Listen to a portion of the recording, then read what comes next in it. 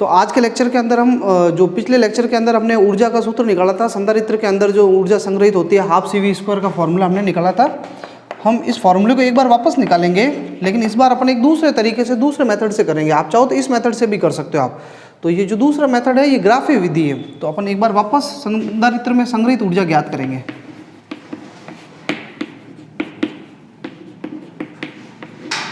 संग्रहित ऊर्जा, ये वैकल्पिक मेथड है ना, वैकल्पिक विधि, इसको आप ग्राफीय विधि भी कह सकते हो। परीक्षा में अगर स्पेशली आ जाए ग्राफीय विधि से ही ज्ञात करो, तब आपको ये विधि काम में लेनी है। तो आप ग्राफ की मदद से भी आप किसी भी संधारित्र की ऊर्जा को ज्ञात कर सकते हो। तो कैसे ज्ञात करेंगे, तो आपको पता है एक सूत्र, ये हमें पता है जब चैप्टर स्टार्ट हुआ था तो हमने लिखा था कोई भी किसी भी को भी हम आवेश देते हैं Q, तो वो उसके विभवांतर में उसके विभव में वृद्धि के समानुपाती होता है, Q समानुपाती V होता है। और Q का जैसे समानुपाती चिन्ह हटाओगे तो नियतांक आएगा V। ये याद है आपको, ये हमने निकाला हुआ है। तो इस Q बराबर CV जो है, ये सूत्र हमने जब ये चैप्टर स्टार्ट हुआ था तब हमने पढ़ा था। C धारिता है, V जो है उसके विभव में वृद्धि और Q आवेश है।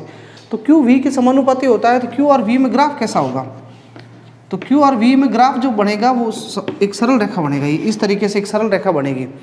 अगर आपको इस पूछे कि इस ग्राफ की ढाल क्या होगी, ढाल, अगर आपको कहा जाए कि भाई Q और V में ग्राफ खींचा जाए और उस Q V ग्राफ की ढाल क्या होगी, तो ढाल का मतलब होता है इस खड़ी रेखा में इसका भाग देना, Q बटा V। ढाल का मतलब tan थीटा होता है, tan थीटा होता है लंब बटा आधार। तो लंब यानी खड़ी भुजा कौन है, Q, और आधार कौन है, आधार V।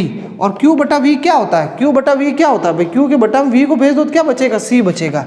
तो ये तो आपको ऑलरेडी बताया गया है कि QV ग्राफ की जो ढाल होती है वो होती है धारिता। क्या होती है, धारिता होती है। लेकिन हमें इस QV ग्राफ की ढाल नहीं चाहिए, मैं इस QV ग्राफ का क्षेत्रफल निकालूंगा और क्षेत्रफल से आपको ऊर्जा मिलेगी। देखो हमें जो कोई भी हम ग्राफ बनाते हैं तो ग्राफ से हमें दो चीज़ों की ज़रूरत होती है, एक तो हमें ग्राफ की ढाल की ज़रूरत हो सकती है या फिर ग्राफ के क्षेत्रफल की।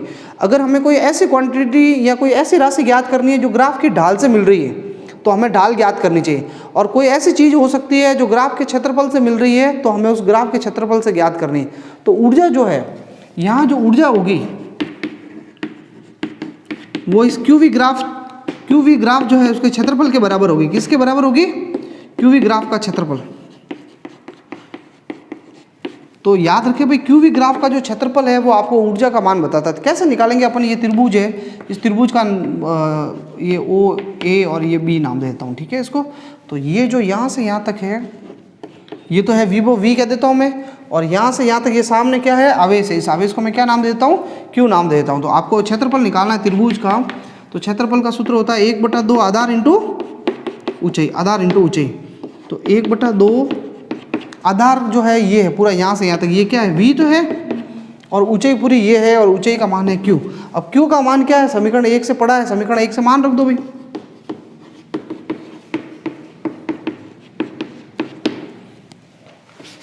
तो U बराबर क्या आ जाएगा, हाफ, ये V ऐसे ही पढ़ा है, और Q की जगह मैं क्या लिख लेता हूँ, CV। तो हाफ CV², ये सूत्र आ गया।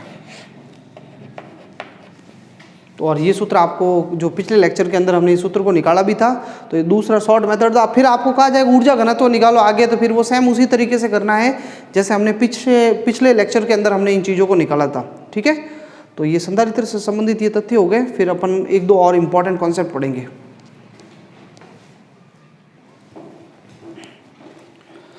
अब हम जैसे हमने पिछले लेक्चर में परावैद्युत माध्यम देखा था कि उसका संधारित्र की धारिता पर क्या प्रभाव पड़ता है, लेकिन हम देखेंगे कि परावैद्युत का दूसरी और चीज़ें भी है, जैसे विभवांतर है, आवेश है, संधारित्र की ऊर्जा है, इन सब चीज़ों के ऊपर परावैद्युत का क्या प्रभाव पड़ता है। तो ये आपके जो है न्यूमेरिकल्स में बहुत काम आएगा। तो मैं एक बहुत ही कॉन्सेप्चुअल बात लिखा रहा हूँ आपको, ये टेबल बनवा रहा हूँ, ठीक है। ये आपके लिए, ये एक तरीके से नोट में है और बहुत कॉन्सेप्चुअल बात है, और ये इसकी आपको बहुत ज़्यादा जरूरत पड़ेगी। हम पढ़ क्या रहे हैं, परावैद्युत माध्यम का विभिन्न राशियों पर प्रभाव।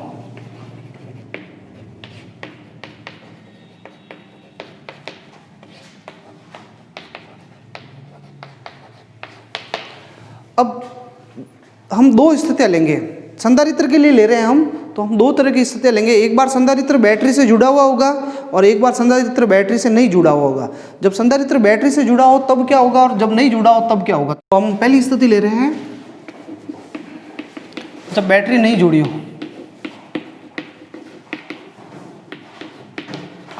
फिर एक दूसरी स्थिति लेंगे जिसमें बैटरी जुड़ी हो।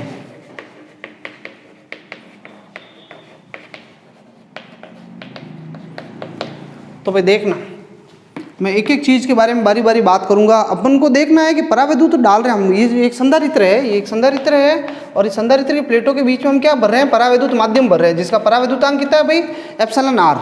तो परावैद्युतांक भर के हम देखेंगे कि किस चीज़ पे क्या प्रभाव पड़ेगा। प्रभाव पड़ने का मतलब है कि कौन सी चीज़ बढ़ेगी कौन सी चीज़ घटेगी, खाली इतना सा देखना हमें। तो हम एक एक चीज़ को देखेंगे। सबसे पहले आवेश पे देखेंगे क्या प्रभाव पड़ेगा। तो जब आप किसी संधारित्र के अंदर परावैद्युत माध्यम डालते हो तो उससे उसके आवेश के ऊपर कोई प्रभाव नहीं पड़ता है। तो हमें याद रखना है आवेश जो है वो क्या रहेगा, अप्रभावित रहेगा भाई, कोई अपरिवर्तित, इस पे कोई फर्क नहीं पड़ेगा। याद रहेगा आपको, आवेश पे कोई प्रभाव नहीं पड़ता है। कब, जब हमने उसको बैटरी से नहीं जुड़ा है और कोई परावैद्युत माध्यम डाल दिया संधारित्र के अंदर। दूसरा, उसके विभव के ऊपर, प्लेटों के मध्य विभवांतर पे प्रभाव देखेंगे, वी के ऊपर क्या प्रभाव पड़ेगा। तो सब इधर देखे भाई, आपको यूं तो याद होगा एक सूत्र होता है वी का के क्यू अपॉन स्मॉल आर, याद है ना। या के जो होता है, ये के जो होता था वो 1/4 एप्सिलॉन नॉट होता है 1/4 एप्सिलॉन नॉट और क्यू अपॉन आर, ये फॉर्मूला है, ये आप लोगों को पता होगा। तो अगर हम जैसे कोई माध्यम में रख देते थे उस आवेश को और आपको कहते हैं भाई अब विभवांतर बताओ कितना होगा, तो एप्सिलॉन नॉट नीचे आ रहा है, बट्टा में आ रहा है, तो एप्सिलॉन नॉट बट्टा में आ रहा है, तो माध्यम रखते हैं हम। तो माध्यम को अगर ले आते हैं परावैद्युत को, तो मैंने कहा जहाँ एप्सिलॉन नॉट होता है उसके गुणा में हम क्या लिख लेते हैं, एप्सिलॉन आर लिख लेते हैं। ये बताया गया आपको, अगर एप्सिलॉन नॉट ऊपर होगा तो ऊपर एप्सिलॉन आर से गुणा होगा, नीचे एप्सिलॉन नॉट होगा तो एप्सिलॉन आर से नीचे गुणा होगा। तो यहाँ एप्सिलॉन आर बट्टा में है, तो इसका मतलब विभव जो होता है, विभवांतर जो होता है, उसमें बट्टा में आता है एप्सिलॉन आर, अपॉन में आता है। तो कहने का मतलब परावैद्युत डालने पे विभव के अपॉन में आ रहा है एप्सिलॉन आर, तो विभवांतर में कमी हो जाती है या विभव में कमी हो जाती है। तो मैं कह सकता हूँ कि जो माध्यम में विभवांतर होगा, वो जो निर्वात में विभवांतर था उसके अपॉन में कितना आ जाएगा, एप्सिलॉन आर आ जाएगा। और आएगा ना अपॉन में एप्सिलॉन आर, ये निर्वात में विभवांतर जो भी है 1/4 epsilon naught q upon r, ये पूरा निर्वात वाला है, लेकिन इसके अपॉन में क्या आ गया, एप्सिलॉन आर। और अपॉन में एप्सिलॉन आर आने का मतलब विभव में कमी हो गई भाई, ये मैं एरो नीचे बना रहा हूँ, इसका मतलब क्या हो गई, कमी हो गई, विभव घट गया। तीसरा, फिर अपन देखते हैं धारिता पे क्या प्रभाव पड़ेगा, विद्युत धारिता पे। तो धारिता पे मैंने बता दिया था आपको पहले ही कि धारिता जो है वो एप्सिलॉन आर गुणा हो जाता है। ये पढ़ा ना हमने समांतर प्लेट संधारित्र की धारिता, A epsilon not upon D सूत्र, ये समांतर प्लेट संधारित्र की धारिता होती है। अगर प्लेटों के बीच में आप कोई परावैद्युत माध्यम डाल दोगे तो गुणा में एप्सिलॉन आर आ जाएगा, यानी गुणा में आ रहा है इस बार। तो धारिता जो है माध्यम के अंदर धारिता जो होगी वो निर्वात की धारिता का कितना गुणा हो जाएगी, एप्सिलॉन आर गुणा हो जाएगी। धारिता जो है वो बढ़ जाती है, तो इसमें वृद्धि हो रही है। क्या हो रही है, वृद्धि। समझ में आ रहा है ये, इन तीनों चीज़ों पर प्रभाव देख लिया हमने। चौथा, मैं विद्युत क्षेत्र पर क्या प्रभाव पड़ेगा, विद्युत क्षेत्र पर। तो भी देखो, विद्युत क्षेत्र ई का सूत्र होता है V/D, या V/D ले लो या विभव वाला ये ले लो, या फिर ये देखो ये सूत्र ई प्लेटों के बीच में विभव का सूत्र होता है sigma upon epsilon not, sigma upon epsilon not. दो प्लेटों के बीच में ये समांतर प्लेट संधारित्र जब पढ़ाया तो आपको ये लिखाए गए सारे सूत्र के, दो प्लेटों की वजह से विद्युत क्षेत्र का मान ये होता है। तो आप माध्यम डालोगे तो अपॉन में क्या आएगा, अपॉन में एप्सिलॉन आर नहीं आएगा, क्योंकि एप्सिलॉन नॉट अपॉन में बैठा है, तो एप्सिलॉन आर भी अपॉन में आएगा। यानी माध्यम में जो विद्युत क्षेत्र होगा वो निर्वात का विद्युत क्षेत्र जो भी होगा उसके अपॉन में क्या आ जाएगा, एप्सिलॉन आर आ रहा है, अपॉन में एप्सिलॉन आर आ रहा है। तो अपॉन में आ रहा है, इसका मतलब इसमें भी क्या हो रही है, कमी हो रही है। अब एक लास्ट चीज़ है ऊर्जा। ऊर्जा पे क्या प्रभाव पड़ेगा, संधारित्र की ऊर्जा पे। तो ऊर्जा का सूत्र होता है भाई हाफ CV²। पहले एक बार देख लो, हाफ CV² सूत्र है। मैं माध्यम में ऊर्जा निकालना चाहता हूँ, तो धारिता भी किस में लेनी पड़ेगी मुझे, माध्यम में, और V भी किस में लेना पड़ेगा मुझे, माध्यम में लेना पड़ेगा। दोनों माध्यम में लेने पड़ेंगे। तो फिर दोनों माध्यम में लेंगे तो फिर देखते क्या प्रभाव पड़ेगा। अब ये माध्यम में जो धारिता है वो तो कितने गुणा हो जाती है, एप्सिलॉन आर गुणा हो जाती है ना, अभी तो बताया। तो Cm जो है ये माध्यम की जो धारिता है, मैंने इसको लिख लिया C0 × एप्सिलॉन आर। और विभवांतर Vm पे क्या प्रभाव पड़ेगा, तो Vm जो होगा वो V0 के अपॉन में क्या आ रहा है, एप्सिलॉन आर आ रहा है। विभव में कमी हो रही है और स्क्वायर है ये। अब आप जब ये स्क्वायर खोलोगे V² और एप्सिलॉन आर का स्क्वायर, तो एक एप्सिलॉन आर से एक एप्सिलॉन आर कट जाएगा, फिर भी अपॉन में तो बचेगा एप्सिलॉन आर। और भाई बच रहा है ना, ये स्क्वायर करोगे तो एप्सिलॉन आर का स्क्वायर से एक एप्सिलॉन आर कट जाएगा, अपॉन में एप्सिलॉन आर आ रहा है। कुल मिला के मैं कह सकता हूँ कि धारिता इसमें ऊर्जा में भी अपॉन में बचेगा एप्सिलॉन आर। तो तो अपॉन में बच रहा है, इसलिए ऊर्जा में भी क्या हो रही है, कमी हो रही है। तो हमें ये सारी चीज़ें पता होनी चाहिए किस पे क्या प्रभाव पड़ रहा है। तो कोई पराविद्युत माध्यम डालने पे इन सब पे ये प्रभाव पड़ता है। अब जब बैटरी जुड़ी हुई होगी तब क्या होगा, तब इन सारी चीज़ों पे क्या प्रभाव पड़ेगा उसको अपन देख लेते हैं। तो देखो ये सारी चीज़ें, सबसे पहला एक आवेश पे देखेंगे हम, फिर मैं इस पे देखेंगे हम विभवांतर पे, फिर धारिता पे, फिर हम विद्युत क्षेत्र पे बात करेंगे और लास्ट किस पे देखेंगे प्रभाव, ऊर्जा पे। तो अब आपको देखो ध्यान रखना है, जब बैटरी जुड़ी होगी ना, एक संधारित्र है, ये संधारित्र है, इससे बैटरी जुड़ी हुई है और अब आपने कोई पराविद्युत माध्यम भर दिया, तो जब बैटरी जुड़ी होगी तो बैटरी की वजह से क्या होता है, बैटरी कभी भी इसके विभवांतर को चेंज नहीं होने देती है। तो बैटरी जब नहीं जुड़ी है तब तो विभवांतर चेंज हो जाएगा, विभवांतर चेंज हो जाएगा, लेकिन अगर बैटरी जुड़ी हुई है तो इसका विभव में जैसी कमी होगी तो बैटरी उसको वापस और वोल्टता दे देगी, बैटरी ऊर्जा लगातार देती रहती है। तो कहने का मतलब जब बैटरी जुड़ी हो तो खाली इतनी से हमें ये चीज़ याद रखनी है कि जो विभवांतर होता है विभव, वो विभव वही रहेगा जो निर्वात वाला है, ये विभव क्या रहेगा, नियत रहेगा, इसमें कोई प्रभाव नहीं पड़ेगा विभवांतर पे, तो इस पे प्रभाव नहीं पड़ेगा। और धारिता तो हमेशा फिक्स है, बढ़ती है भाई, माध्यम में धारिता जो होगी वो निर्वात की कितनी होगी, एप्सिलॉन आर गुना होगी, धारिता में लगातार वृद्धि होगी। तो अब देखो इन तीनों चीज़ों में से एक ही चीज़ नियत रह सकती है, क्योंकि ये सूत्र है Q बराबर CV। अगर C नियत है तो Q और V दोनों परिवर्तित होंगे, अगर V नियत है तो Q और C परिवर्तित होंगे, और अगर Q नियत है तो C और V परिवर्तित होंगे। यहाँ Q नियत था, Q अपरिवर्तित था, तो V और C दोनों चेंज हुए थे माध्यम की वजह से, लेकिन यहाँ पे V नियत हो गया, तो V नियत हो गया तो Q और C दोनों चेंज होंगे। तो Q और C कैसे चेंज होंगे, तो C का मान भी क्या हो रहा है, C का मान बढ़ रहा है, देखो बढ़ रहा है, C धारिता के मान में वृद्धि हो रही है, तो C बढ़ेगा तो फिर Q भी तो सामने आ रहा है, तो Q के मान में भी क्या होगी, वृद्धि होगी। तो आपको तो इतना सा याद रखना है कि आवेश में भी क्या होने वाली है, वृद्धि होगी अगर परावैद्युत माध्यम डालोगे तो। और इस स्थिति में आवेश में कोई परिवर्तन नहीं हो रहा था, लेकिन जैसी बैटरी जोड़ दी तो आवेश तो बढ़ गया और विभव जो है वो क्या रह गया, नियत रह गया। धारिता पे ये प्रभाव, विद्युत क्षेत्र पे क्या प्रभाव पड़ेगा, तो देखो विद्युत क्षेत्र का भले आप ये वाला सूत्र काम में लोगे सिग्मा वाला, या फिर ये विद्युत क्षेत्र का ये वाला सूत्र देख लो आप, E बराबर V बटा D। V में कोई परिवर्तन हो रहा है क्या, V में कोई परिवर्तन नहीं, अरे विभव नियत है ना भाई, तो और D दूरी है, प्लेटों के बीच की दूरी, इसमें तो हम कोई चेंज कर ही नहीं रहे, तो कुल मिलाकर विद्युत क्षेत्र भी क्या रह जाएगा, नियत रह जाएगा, कोई प्रभाव नहीं पड़ेगा V के ऊपर।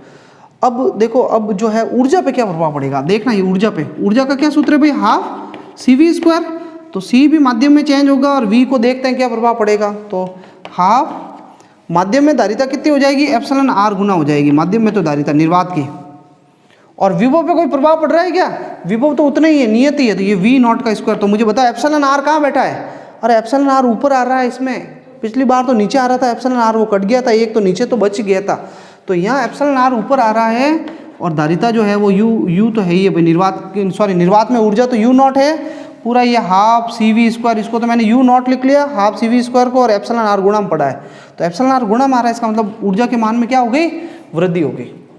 तो इस स्थिति में बैटरी जुड़ी हुई नहीं है तो ऊर्जा में कमी हो रही है, और इस स्थिति में ऊर्जा में क्या हो रही है, वृद्धि हो रही है। इस स्थिति में विद्युत क्षेत्र में कोई इसमें परिवर्तित हो रहा है, कम हो रहा है, इसमें नियत है विद्युत क्षेत्र, बस ये आप तुलना करके इसको दिमाग में रखना है। अब मैं इस पर एक प्रश्न करूंगा ये नीचे वाले टॉपिक के ऊपर, तब आपको लगेगा ये तो बहुत काम का टॉपिक था।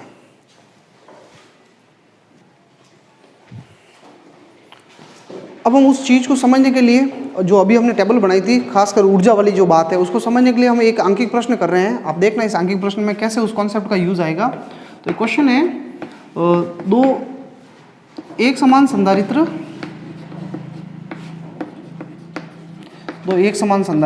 और प्रत्येक की धारिता जो है C है, ठीक है। स्विच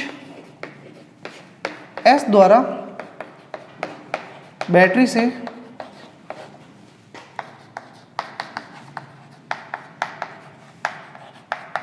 चित्रानुसार जुड़े हैं। प्रारंभ में स्विच S बंद है, स्विच S जो है वो बंद है। अब S को खुला रखकर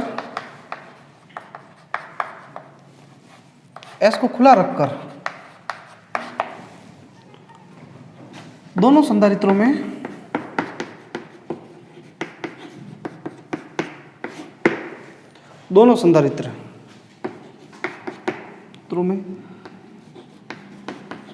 परावैद्युतांक के वाला परावैद्युत माध्यम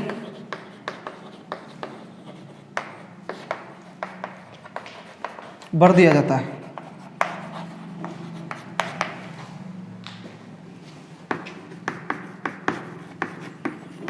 दोनों स्थितियों में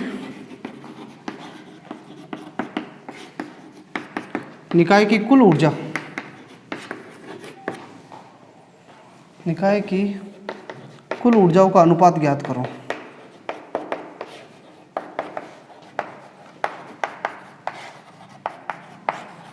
ठीक है, प्रश्न की लैंग्वेज लिख लो। इस तरीके से एक चित्र बना हुआ है।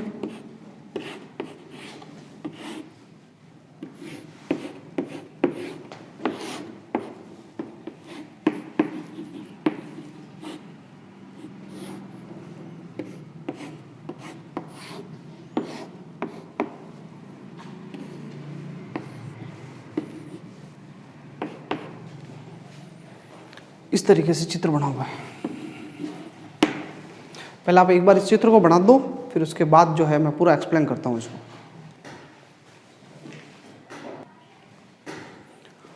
अब देखो, आपको ये समझना बहुत इजी क्वेश्चन है ये। सबसे पहली स्थिति में स्विच बंद था। अब आप डायग्राम में कुछ भी छेड़छाड़ मत करना। पहली स्थिति में ये जो स्विच एस है ये बंद था, तो स्विच बंद है तो ये बैटरी जो है इससे आवेश प्रवाहित होकर ये संधारित्र भी आवेशित होगा और इसको, ये दोनों समांतर क्रम में जुड़े हैं। समांतर क्रम में वोल्टता बराबर रहती है और उतनी रहती है जितनी बैटरी की है। तो ये भी V वोल्टता तक आवेशित होगा और ये भी कितनी वोल्टता तक आवेशित होगा, V वोल्टता तक। तो इसकी मैं कुल ऊर्जा निकालनी है मुझे। तो कुल ऊर्जा, दोनों संधारित्रों की ऊर्जा निकाल के जोड़ दो तो कुल ऊर्जा आ जाएगी। प्रारंभिक ऊर्जा UI कह देता हूँ, EI मतलब इनिशियल। तो पहले वाले संधारित्र की ऊर्जा कितनी होगी, पहले वाले की निकाल दो प्लस दूसरे वाले की निकाल के जोड़ दो, UI। ठीक है, या U प्रारंभिक है तो प्रार लिख लो आप यहाँ पे, प्रा। पहले वाले की ऊर्जा होगी हाफ CV², भाई धारिता C और V विभवांतर है तो हाफ CV²। और दूसरे की धारिता ऊर्जा कितनी होगी भाई, हाफ CV²।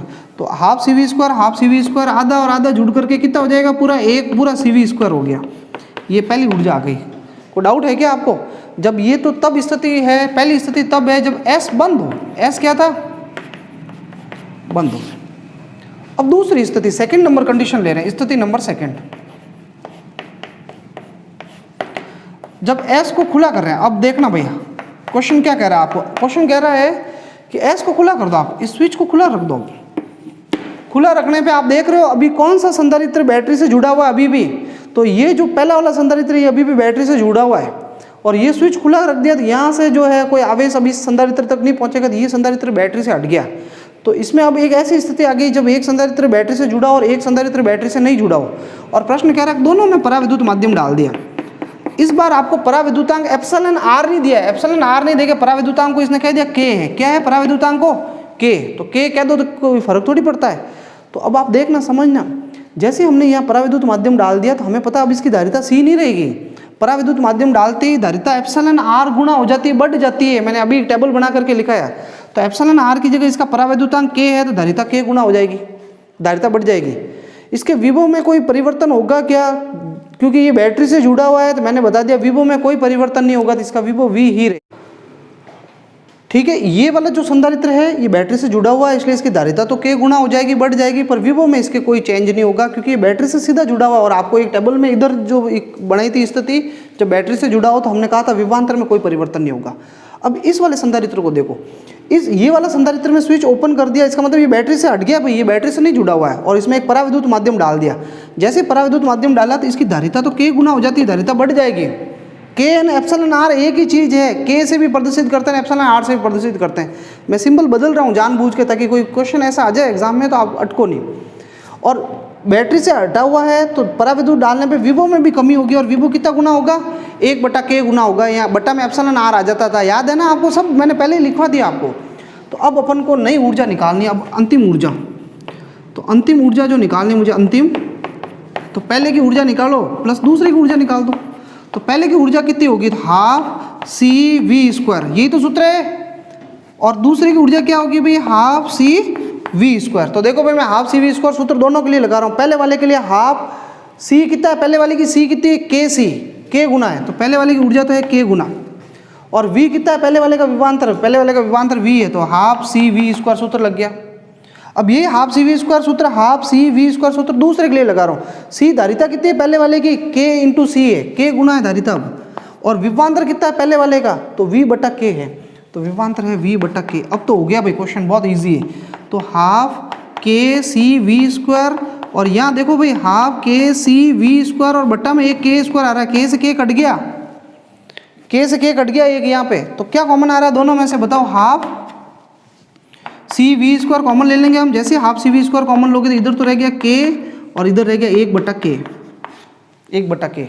अब मैं बस अपन को इसने कहा अनुपात निकालो, इसने दोनों ऊर्जाओं का अनुपात निकालना है, तो भाग दे देंगे। मैं यहाँ एलसीएम ले लूँ भाई, ये हाफ सी वी स्क्वायर, यहाँ k एलसीएम ले लूँ मैं, तो k ऊपर चला जाएगा, k और k क्या हो गया, k स्क्वायर प्लस 1, ये आ गया। इसको समीकरण नंबर दे दो 2, और वो समीकरण नंबर 1 था। अब आपको भाग दे देना है तो आपके उत्तर आ जाएगा। यहाँ से मैं ये चित्र हटा देता हूँ, चित्र हटा देता हूँ, ठीक है। तो क्वेश्चन ने कहा अनुपात बताओ, तो हम प्रारंभिक में अंतिम का भाग दे देते हैं। प्रारंभिक ऊर्जा कितनी है भाई, प्रारंभिक ऊर्जा तो ये रही सी वी स्क्वायर, और अंतिम ऊर्जा कितनी है, half c v square, half c v square, और ये लिखा है k स्क्वायर प्लस 1/k।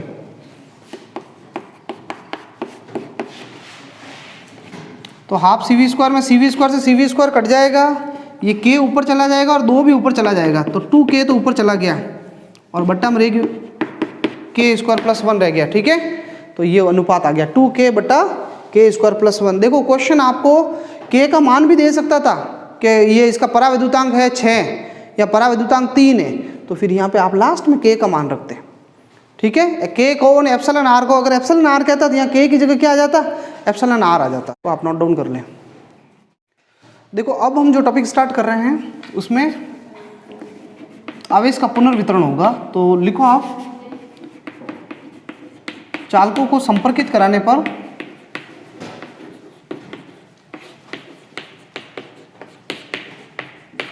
आवेश का पुनर्वितरण।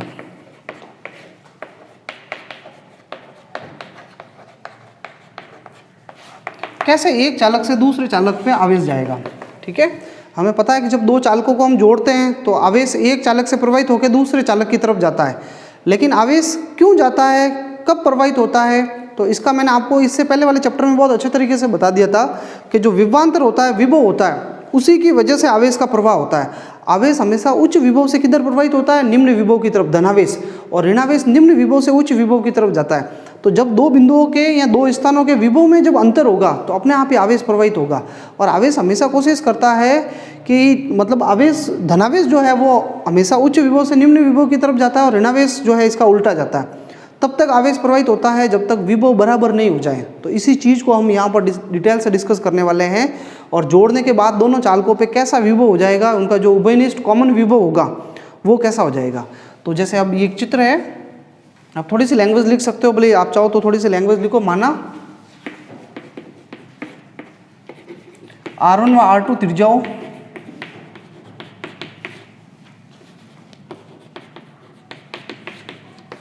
के चालकों पर आवेश क्रमशः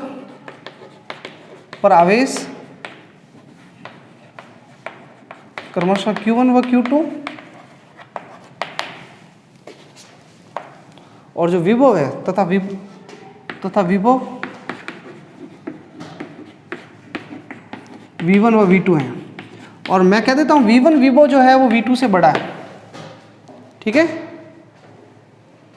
इनके विभव क्रमशः V1 और V2 है। ज़्यादा अपन लैंग्वेज नहीं लिखेंगे, इतना टाइम खराब नहीं करेंगे अपन। दोनों की धारिता जो है भाई C1 C2 है, वो मैं नहीं लिखा रहा हूँ, ठीक है ना। दोनों चालकों को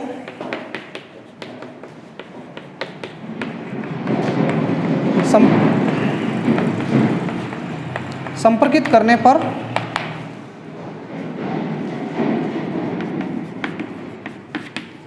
आवेश क्रमशः Q1 डैश व Q2 डैश तथा उभयनिष्ठ विभव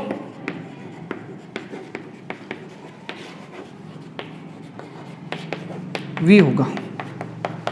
उभयनिष्ठ विभव कितना हो जाएगा भाई, दोनों का v हो जाएगा। अब इसको अपन एक चित्र, हालांकि मैं ये थोड़ा सा रफ कर देता हूँ, एक बार हटा देता हूँ, मुझे जगह की ज़रूरत होगी इसलिए हटा देता हूँ, और आप ये थोड़ी सी लैंग्वेज लिख लो आप। अब मैं चित्र बना रहा हूँ, चित्र से आप बहुत अच्छे तरीके से समझ पाओगे इसको।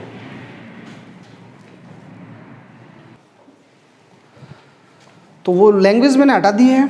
अब उसी के नीचे आपको ये दो चित्र बनाने हैं। देखो ये एक चालक है, ठीक है। अब चालक सीधा पृथ्वी से अगर जुड़ा हुआ होगा, पृथ्वी के टच होगा, तो इसका पूरा आवेश पृथ्वी में चला जाएगा। तो उस पृथ्वी में आवेश नहीं जाए उसे रोकने के लिए मैंने इसको एक कुचालक स्टैंड पे खड़ा कर दिया।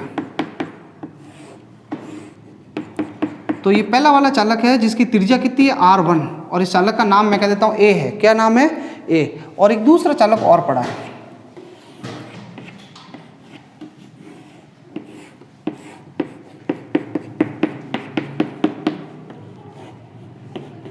इसकी त्रिज्या r2 है, और इसको चालक का नाम मैं क्या दे दिया, मैंने b दे दिया। ये दोनों चालक जो है कुचालक स्टैंड पे खड़े हैं। इसके ऊपर आवेश पड़ा है, और इस आवेश को मैं कह देता हूँ q1। इसके ऊपर भी आवेश पड़ा हुआ है, इस आवेश को मैं क्या नाम देता हूँ, q2। इसका इस आवेश की वजह से विभव है v1, और इसका विभव कितना है भाई, v2। इस चालक की, पहले वाले चालक की धारिता है c1, और इस दूसरे वाले चालक की धारिता कितनी है, c2 है। ये दोनों को अभी मैंने जोड़ा नहीं है, जोड़ने से पूर्व है। और मैंने यह मान लिया कि ये विभव ज़्यादा है, इसका v1 वाला विभव जो है वो किससे ज़्यादा है, v2 से ज़्यादा है। अब मैं दोनों चालकों को जोड़ूंगा। अब नया चित्र है,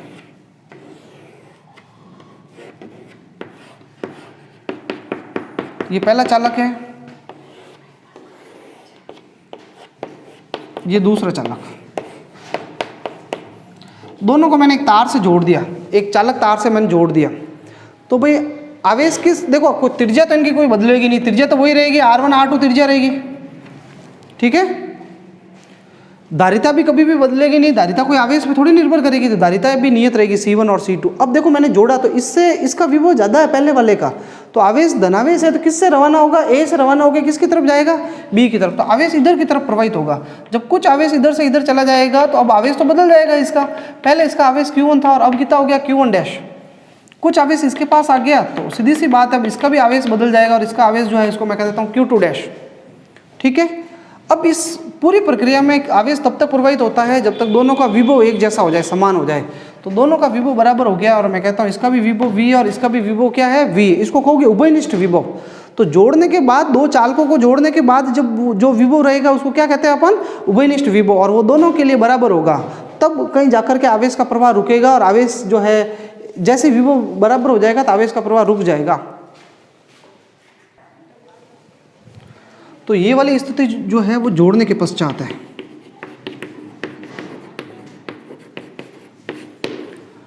ठीक है, बहुत सिंपल सी बात है। अब अपन जो है अपना डेरिवेशन स्टार्ट कर रहे हैं। तो मुझे यूं भाई बता दो, जोड़ने से पहले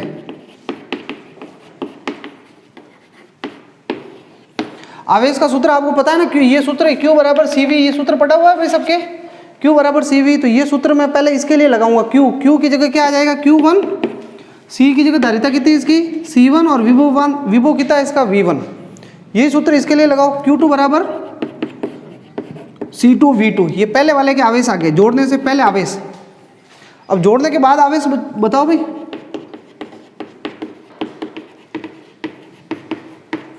पहले वाले का आवेश बताओ, Q1 डैश। तो क्या होगा Q1 डैश का सूत्र, C1 और इसका विभव कितना है पहले वाले का, अरे C1 V हो जाएगा, C1 V। और दूसरे वाले का Q2 डैश बराबर क्या हो जाएगा, C2 V। इसको समीकरण नंबर 2 दे दो। ये तो बहुत सिंपल है यार, Q बराबर CV सूत्र लगाया मैंने दोनों के लिए। इस स्थिति में आवेश Q1 डैश Q2 डैश हो गया और विभव दोनों के बराबर हो गए। अब देखो ये चित्र हटा देता हूँ मैं भाई, अब है ना, इस चित्र को हटा देता हूँ ताकि आपको ये दिमाग में रखना है। आपने चित्र बनाया हुआ है तो कहीं प्रॉब्लम तो आएगी ही नहीं। अब हमारे सामने एक नियम है, आवेश संरक्षण का नियम। क्या होता है भाई आवेश संरक्षण का नियम? आवेश संरक्षण ये कहता है कि प्रारंभिक आवेश बराबर अंतिम आवेश,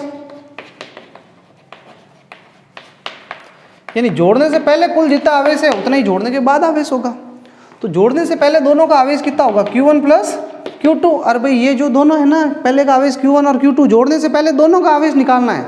और जोड़ने के बाद, क्योंकि आवेश कहीं और तो गया नहीं, एक चालक ने दूसरे को दिया, तो कुल आवेश तो उतना है ना। तो जोड़ने के बाद आवेश पहले पे Q1 डैश है और दूसरे पे है Q2 डैश पर, होगा तो बराबर ही होगा। अब मुझे बताओ Q1 की वैल्यू कितनी, Q1 कितना है ये मान रखना है यहाँ से, C1 V1, और Q2 कितना है C2 V2। Q1 डैश कितना है भाई, C1 V, और ये कितना है C2 V। V कॉमन ले लो तो ये C1 प्लस क्या आ गया C2, इससे V का क्या मान आ जाएगा भाई, तो इस पूरी चीज़ को आप नीचे भेज दो, C1 V1 C2 V2 और अपॉन में कौन आ जाएगा C1 प्लस C2। ये उभयनिष्ठ विभव का सूत्र आया है। ये संधारित्रों के लिए भी लगा सकते हो आप, ये कोई जरूरी नहीं है चालक के लिए, ये संधारित्रों के लिए भी काम आएगा, इसलिए ये सूत्र हमारे लिए बहुत काम का है। हम एक अंकीय प्रश्न भी करेंगे इसके ऊपर। तो ये उभयनिष्ठ विभव का व्यंजक आ गया भाई।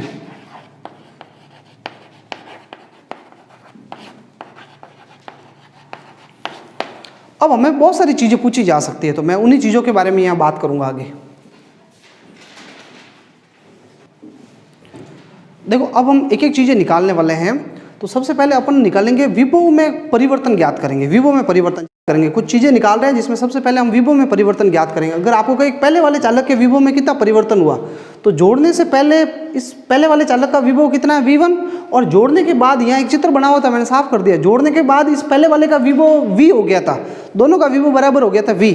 तो पहले के विभव में कितना परिवर्तन हुआ, तो V1 पहले था और बाद में V हो गया, तो घटा दो परिवर्तन आ जाएगा, ठीक है ना। और इसका विभव ज़्यादा था, इसका पहले वाले का विभव ज़्यादा था भाई, तो V1 में से V घटाएंगे। तो मैं अब विभव में परिवर्तन निकाल रहा हूँ। तो हम विभव में परिवर्तन ज्ञात कर रहे हैं। जो चीज़ पूछी जाए आपको एग्जाम में वही करनी है, यहाँ तक तो करना ही है। देखो उभयनिष्ठ विभव तक तो निकालना ही है, फिर आगे आपसे क्या पूछा जाए उसके हिसाब से। अगर आपको कहीं ऊर्जा में ह्रास ज्ञात करो तो ये विभव परिवर्तन वाला टॉपिक मत करना आप, ठीक है। जो पूछा जाए वो करना आपको। तो विभव में परिवर्तन निकाल रहा हूँ मैं, पहले चालक के लिए निकाल रहा हूँ मैं।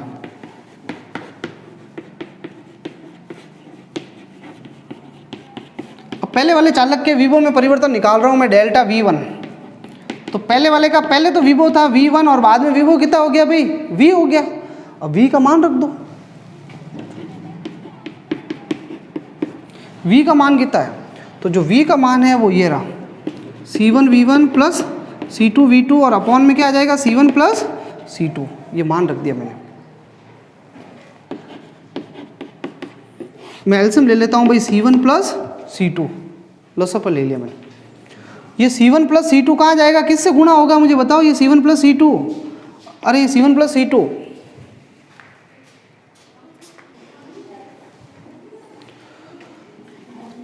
अब मैं इसको इधर भेजूंगा तो ये दोनों V1 से गुणा होंगे, तो ये C1 V1 से गुणा होगा तो क्या हो जाएगा C1 V1, और ये C2 इधर V1 से गुणा होगा तो C2 V1। और भाई ये माइनस का चिन्ह अंदर जाएगा, ये माइनस का चिन्ह अंदर जाएगा तो ये माइनस का चिन्ह दोनों के पास जाएगा, माइनस का C1 V1 और ये माइनस अंदर जाएगा तो माइनस का C2 V2। अब बताओ कौन किससे कट रहा है, तो यहाँ पर ये C1 V1 से C1 V1 कट गया, तो अब क्या कॉमन आ रहा है बताओ, यहीं पे लिख लेता हूँ मैं। इन दोनों में से जो है C2 कॉमन आ रहा है, तो ये C2 कॉमन ले लो। V1 माइनस क्या हो गया V2, V1 माइनस V2 और अपॉन में आ गया C1 प्लस C2। ये पहले चालक के विभव में परिवर्तन है। अभी तक हमने इक्वेशन 3 दिया है, इसको 4 दे दो। अब दूसरे चालक के विभव में परिवर्तन निकाल रहे हैं भाई, दूसरे वाले के। तो सूत्र में है ना, देखो मैं डायरेक्ट लिख रहा हूँ भाई, दूसरे वाले चालक का विभव में परिवर्तन निकालोगे ना,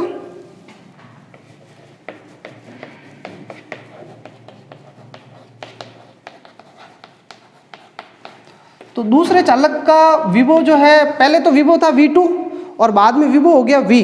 तो V2 में से V घटा सकते हो, लेकिन V2 में से V नहीं घटाना, आपको V में से V2 घटाना है। क्यों घटाना है, इसके लिए तो मैंने V1 में से V घटाया और इसके लिए V में से V2 घटा रहे हैं। इसका कारण यह है कि V1 बड़ा था, पहले वाले चालक को जोड़ने से पहले उसका विभव ज़्यादा था। मैंने यहाँ लिखा था V1 ग्रेटर देन V2 लिखा था, पहले वाले चालक का विभव ज़्यादा था और बाद में जब जोड़ दिया तो विभव तो कम होगा ना अब, क्योंकि कुछ आवेश उसका दूसरे ने ले लिया, तो उसके विभव में कमी हुई, इसलिए मैंने V1 में से V घटाया। और दूसरे वाला चालक जो था उसका विभव पहले तो कम था, बाद में उसको उस पहले वाले ने आवेश दिया तो उसका विभव बढ़ गया। तो उभयनिष्ठ विभव जो था वो पहले वाले चालक का तो कम हो गया, दूसरे वाले चालक का बढ़ गया। तो दूसरे वाले चालक का विभव अब उल्टा ज़्यादा हो गया है, तो इसलिए V ज़्यादा है V2 कम है, इसलिए V में से V2 घटा रहे हैं। लेकिन जैसे V का मान रखोगे समीकरण 3 से और सरल करोगे, तो मैं तो डायरेक्ट लिख लेता हूँ, देखो इसको देख के, यहाँ C2 की जगह क्या आ जाएगा C1, और ये ऐसे कैसे आएगा V1 माइनस V2 और अपॉन में ये ऐसे कैसे C1 प्लस क्या पड़ा रहेगा, C2 पड़ा रहेगा। समीकरण नंबर 5 दे दिया। अब अनुपात निकालना अगर विभव में परिवर्तन का, तो आप भाग दे दो डेल्टा V1 में, किसका भाग दे दो, डेल्टा V2। तो डेल्टा V1 बताओ भाई कितना, ये रहा C2 V1 minus V2 upon C1 plus C2, और ये कितना delta V2 C1 V1 minus V2 और C1 plus C2, C1 plus C2, C1 plus C2 cut गया, V1 minus V2, V1 minus V2 cut गया, और उत्तर क्या आ गया, C2 बटा C1। ये C2 बटा C1 उत्तर आ गया। अब इसको मैं थोड़ा एक स्टेप और आगे कर लेता हूँ।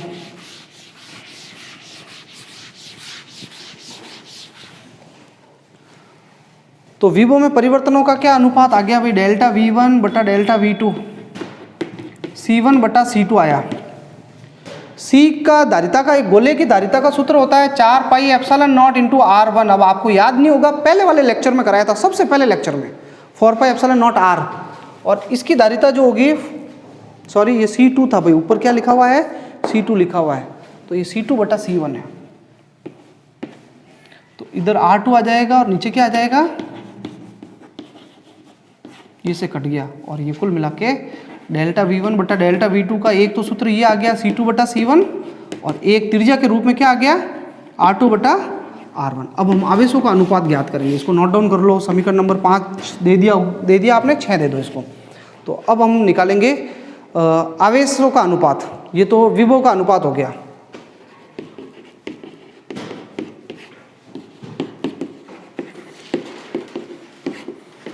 और ये तो डायरेक्ट आ जाएगा।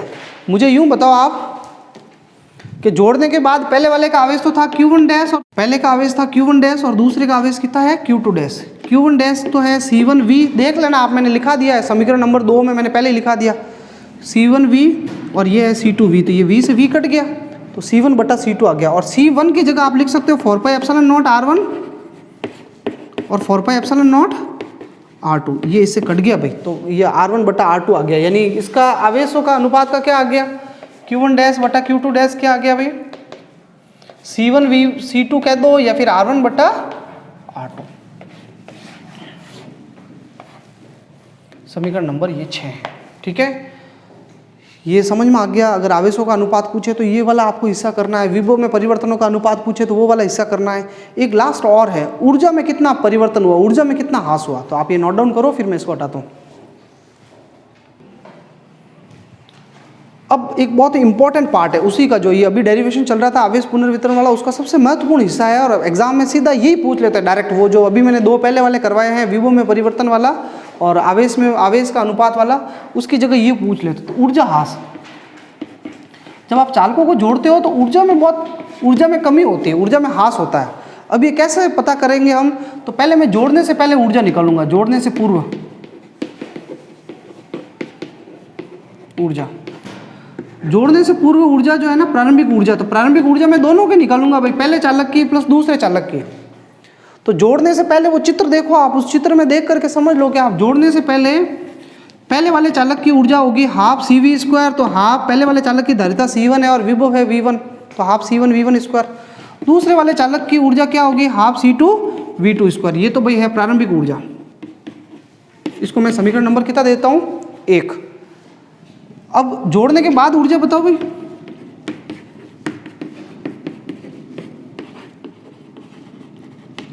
तो जोड़ने के बाद भी आपको पहले चालक की ऊर्जा निकालनी है प्लस दूसरे चालक की ऊर्जा निकालनी है। तो पहले चालक की ऊर्जा बताओ क्या होगा, हाफ पहले चालक की धारिता है C1, और पहले चालक का जोड़ने के बाद क्या विभव था, तो जोड़ने के बाद विभव V था, V उभयनिष्ठ था, दोनों का विभव बराबर है। और जोड़ने के बाद दूसरे चालक का विभव होगा हाफ, मतलब विभव V होगा, तो दूसरे चालक की ऊर्जा होगी हाफ CV²। दोनों में से क्या कॉमन आ रहा है भाई, हाफ कॉमन ले लेता हूं, और मैं V² को भी कॉमन ले लेता हूं। इधर तो रह गया C1 प्लस इधर क्या रह गया C2। अब V का मान रख दो भाई, विभव का, V उभयनिष्ठ विभव, समीकरण 3 से मान रख दो।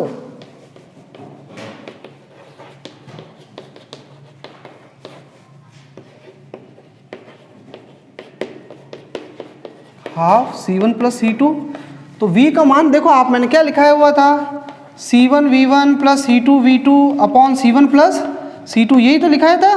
देख लो आप समीकरण नंबर 3, और V का स्क्वायर है तो मैं ये लो स्क्वायर कर लेता हूँ, और जैसे स्क्वायर करोगे तो यहाँ से ये चीज़ कट जाएगी, तो भाई अंतिम ऊर्जा क्या आ गई, हाफ ये C1, ये मैं इसका होल स्क्वायर खोल देता हूँ,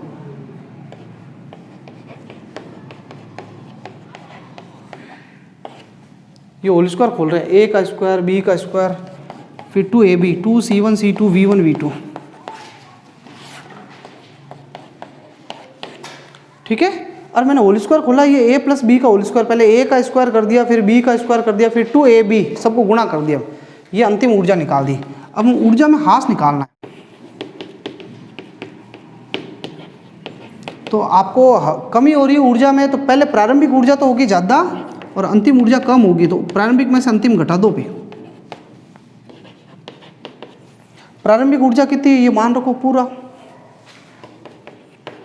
हाफ C1 V1 स्क्वायर और हाफ C2 V2 स्क्वायर, और इसमें से घटाना है ये अंतिम वाली, ये इतना बड़ा half C1 square V1 square, half ये C2 स्क्वायर V2 स्क्वायर और 2C1 C2 V1 V2, और अपॉन में क्या पड़ा है C1 प्लस C2, थोड़ा सा बड़ा लगेगा आपको कैलकुलेशन। अब मैं कॉमन लेके एलसीएम ले रहा हूँ भाई। अब मैं इसका एलसीएम ले रहा हूँ, थोड़ा कैलकुलेशन बड़ी लग सकती है आपको, इसलिए आप समझ ले पहले इसको कैलकुलेशन कैसे करनी है किसी को भी। अभी तो मैंने खाली माइनस किया है, रखा है, ये हाफ पूरा कॉमन ले लिया, 1/2 जो है ना ये सब में से निकाल दिया मैंने बाहर। अब ये एलसीएम मैं ले रहा हूँ C1 प्लस C2, आप इसको चीज़ को देख सकते हो भाई, ये C1 प्लस C2 मैंने पूरा एलसीएम ले लिया। अब ये C1 प्लस C2 इस पहले वाले के पास जाएगा, ये हाफ तो कॉमन चला गया, तो यहाँ बचा हुआ है C1 V1 स्क्वायर, ये C1 V1 स्क्वायर। अब ये इसके पास चला गया C1 V1 स्क्वायर के पास, तो ये C1 प्लस C2 इसके पास चला गया, ठीक है। फिर आगे कौन पड़ा है भाई, C2 V2 स्क्वायर, ये C2 V2 स्क्वायर जो पड़ा है इसके पास भी ये कौन आ जाएगा, ये पूरा इसके पास आ जाएगा, ये पूरा इसके पास आ जाएगा, C1 प्लस C2 माइनस, और ये माइनस में ये हाफ तो कॉमन आ गया, बाहर चला गया, ये तो बहुत इजी चीज़ है। मैंने एलसीएम लिया है, हाफ सबका कॉमन ले लिया, एलसीएम लेते ही C1 प्लस C2 इसके पास गया, C1 प्लस C2 इसके पास गया, और इसके तो अपॉन में ही है, इसलिए खाली ऊपर वाला ही लिखना है, ऊपर वाला पूरा लिखो, ये माइनस पड़ा है, और ब्रैकेट लगा के मैं ये लिख लेता हूँ C1, ये पूरा लिख लेता हूँ, इतना बड़ा है C1 square V1 square plus C2 square V2 square 2C1 C2 V1 V2, ठीक है, ये मैंने लिख लिया। अब मैं क्या करने वाला हूँ, गुणा करने वाला हूँ, देखना भाई, अब ये बड़ा है नो डाउट, तो देखना कैसे गुणा करेंगे, C1 V1 स्क्वायर को C1 से गुणा करो, तो ये C1 का तो स्क्वायर हो जाएगा C1 और ये V1 स्क्वायर पड़ा है, इसको इससे गुणा करो तो ये C1 C2 और V1 स्क्वायर, गुणा देख लेना भाई, प्लस। अब इसको दोनों के साथ गुणा करना है, इसको C1 के साथ करोगे तो C1 C2 V2 स्क्वायर, इसको इसके साथ करोगे तो ये C2 और C2 क्या हो जाएगा, C2 का स्क्वायर, और ये V2 स्क्वायर तो पड़ा ही है, और ये खाली माइनस अंदर भेजते सब के चिन्ह बदल जाएंगे, C1 square V1 square C2 square V2 square और माइनस का 2C1 C2 V1 V2 और अपॉन में C1 प्लस C2 पड़ा है। अब ये C1 स्क्वायर V1 स्क्वायर से C1 square V1 square cut गया, C2 स्क्वायर V2 स्क्वायर से ये C2 square V2 square cut गया, इसमें भी C1 C2 आ रहा है, इसमें भी C1 C2 आ रहा है और इसमें भी C1 C2 आ रहा है, C1 C2 कॉमन ले लो, तो यहाँ बच गया V1 का स्क्वायर, यहाँ पे ये क्या, यहाँ पे क्या बच गया भाई, यहाँ पे V2 स्क्वायर, और ये C1 C2 कॉमन चला गया तो रह गया माइनस का 2 और V1 V2 ये रह गया, और अपॉन में कौन पड़ा है, C1 प्लस C2। अब ये पूरा जो है, ये पूरा delta U half C1 C2 upon C1 plus C2, ये पूरा A माइनस B का होल स्क्वायर है, V1 माइनस V2 का होल स्क्वायर, और ये उत्तर आ गया भाई आपके, ये स्क्वायर है ना। समीकरण जो देख लेना आपने, मैंने कितने समीकरण दिए हैं, ये ऊर्जा आ गई। और देखो यहाँ इस V1 माइनस V2 का होल स्क्वायर आ रहा है, यानी अगर V1 बड़ा हो या V2 बड़ा हो, दोनों में से कोई बड़ा हो, विभव ये पूरा ये चीज़ सदैव धनात्मक होगी, और ये धनात्मक होगी तो ऊर्जा में ह्रास भी क्या होगा, सदैव धनात्मक होगा, यानी ऊर्जा में तो किसी भी परिस्थिति के अंदर जो है ऊर्जा में कमी होनी है। तो इसलिए भले V1 पहले का विभव बड़ा हो या दूसरे का विभव बड़ा हो, आवेश का पुनर्वितरण होगा तो ऊर्जा में कमी सदैव होगी। तो अपन लिख सकते हैं कि यहाँ सदैव ऊर्जा में ह्रास होगा। आप एक लाइन लिख लेना इसके नीचे, यहाँ सदैव ऊर्जा में ह्रास होगा तथा ये ऊर्जा ह्रास ऊष्मा के रूप में प्राप्त होता है। जब आपके आवेश का पुनर्वितरण होता है तो क्या होता है, तार गर्म हो जाता है, तो ऊष्मा के रूप में होता है। तो अपन यहाँ पे एक लाइन लिख सकते हैं कि यहाँ सदैव ऊष्मा का ऊर्जा ह्रास होगा तथा ये ऊर्जा ह्रास ताप ऊष्मीय ऊर्जा के रूप में प्राप्त होता है। ठीक है, अगर ऐसा हो जाए दोनों के विभव बराबर हो जाए, आप नीचे की स्थिति भी लिख लेना, यदि V1 और V2 बराबर हो जाए तो ये कट जाएगा और कटते फिर क्या हो जाएगा, ये पूरा 0 हो जाएगा। तो अगर दोनों चालकों के विभव पहले से ही बराबर है जोड़ने के पहले, तो क्या आवेश प्रवाहित होगा, क्या विभव भी बराबर है, तो आवेश ही प्रवाहित नहीं होगा तो ऊर्जा में ह्रास भी नहीं होगा। तो ये दोनों के विभव बराबर होते ही कट के क्या हो जाएगा, 0 हो जाएगा। तो ये लाइन भी आपको नीचे लिख लेनी है एक विशेष परिस्थिति में कि यदि V1 बराबर V2 तो फिर नीचे लिखना डेल्टा U बराबर 0, यानी कोई ऊर्जा का ह्रास नहीं होगा। तो आज के लेक्चर के लिए काफ़ी है। अब अपन अगले लेक्चर में कुछ और दूसरे टॉपिक्स के बारे में बात करेंगे। Thank you.